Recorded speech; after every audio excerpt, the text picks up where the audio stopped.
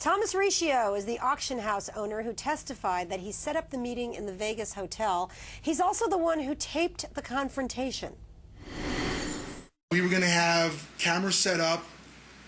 OJ felt that there's been many times over the last few years that people have been disrespecting him, stealing his stuff. He wanted to set a precedent and catch these guys and show the world and maybe do interviews after we caught these guys. Maybe do interviews. And Thomas Riccio's attorney, Stan Lieber, is joining us now live from Los Angeles. Thanks for joining us this morning. You're welcome. My pleasure. Your client's quite a guy, Thomas Riccio. He's got convictions for grand larceny, receiving stolen property, arson. He's a lovable arsonist. I mean, there's something about him that is very appealing when he's testifying on the stand. How long has he been out of prison? Well, he hasn't had any problems for about 10 years. It's over 10 years. That's in his past when he was young, so it is what it is. He had problems, but if you notice, they hardly asked any questions about that when he was on the stand. I don't think it's relevant to anything. He's been a good family man, a good businessman for over 10 years. You don't think a conviction for receiving stolen property is going to be relevant when he testifies at this trial about armed robbery and stolen property? No, I don't think so, only because, well, not only because, but one of the reasons is that it happened over 10 years ago, and that courts usually hold that that is too remote in time. And of course, he's not charged with any crime. If he was a defendant, right, then that might be relevant if it was the same type of thing that he was being charged with. Didn't he? Yeah, we worked a deal, and we got him immunity, right. Now, does he still want to do business with OJ? Because he seems awfully warm and fuzzy in his approach towards OJ.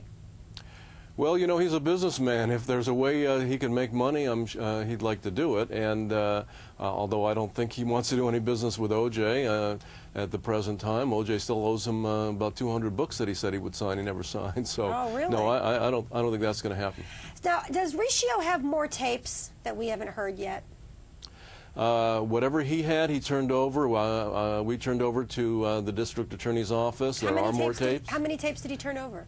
Well, it's. I think there was one gigantic tape with about 6 files on it that included what occurred at the pool, what occurred at the in the room, and afterwards. But there are tapes that he had been taping of Mr. Beardsley years before.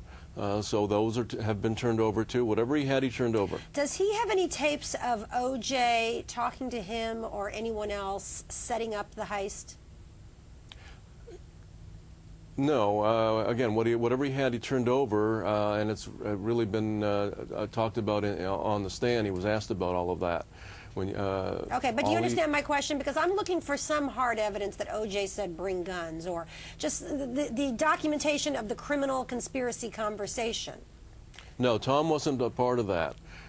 His plan was, along with OJ's, what he told him was that they were just going to go in the room. OJ was going to confront the guys and say, "What are you doing with my stuff? I want it back." And if they refused, they were going to call the police, and they were going to give them the option: either you give it back to me, or we're going to call the police. But that's obviously not what happened. Stan, yesterday on the stand, Walter Alexander talked about overhearing a conversation between OJ and the person on the other end he believed was your client, Tom Riccio, talking about the guns. Did that conversation just not take place? No, there was, and I think Tom testified about that right after the police came, about 10 minutes after. Beforehand. This was Walter Alexander. I'm sorry, I got to clarify the time frame here. See, that would be an objectionable question in court, ladies and gentlemen. Right. This is before the incident at the casino inside that room. This was Walter Alexander said that OJ asked him to bring some heat, and then there was a phone conversation afterwards, and he said he heard what he believed was Riccio on the other end of that, and OJ saying, "Yeah, they're going to bring the guns, they're going to bring the heat." Yeah, no, that never happened. According to Tom, he said he never knew anything about any guns, and was shocked when he saw the guns in the hotel. So, no, that never happened. According to Tom, I believe him. Now, he does have an immunity deal, but the way he testified, and Lisa talked about this a little bit, he looks like he's, still a little, number one, he's got a thing for Beardsley. He hates Beardsley, and I can't wait to see Beardsley on the stand based upon everything that Riccio has talked about.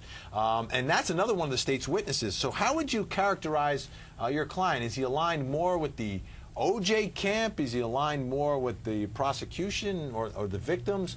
Who does he see himself, or who do you see him being sort of aligned with in this case? Well, that's a great thing about Tom. He's not aligned with anyone. He's aligned, if you will, with the truth. Some of the things he's testified to have helped the prosecution, and some have hurt them. Obviously, when he said that he wasn't aware that O.J. saw the gun, that didn't help the prosecution. When he's attacking other witnesses that the prosecution is going to bring to the stand, such as Beardsley and their credibility, that doesn't help the prosecution. But he's telling the truth, and that's what makes him credible. So he's not aligned with any side at all. And I agree. It would be very interesting when Mr. Beardsley takes the stand. Because, absolutely. But you make a great point. You make a great point. Lisa, what a great point it is that this guy isn't shading his testimony for one side or the other. You don't know where he really stands, and maybe that does say, hey, maybe he is telling the truth. I disagree. Either telling the truth or not telling the truth at all. I think he's very pro-O.J. because he wants to do more, because that's where he can make some more money. He can get those books He can't make money from O.J. Get in him. line. Try to get paid from O.J. Get in line. No, he can not getting paid. He wants to get signed books. He worked out a deal where O.J. didn't want to sign the books. He says, you could sign it, that this isn't my book. O.J. thought that was a great idea. He wants to get the books. He wants to make money. That's why he made the tapes. He wants to make money. He's very upfront about it. This is a guy who wants to make money. Not necessarily anything wrong with that, but he's very upfront about that, I think, in this case.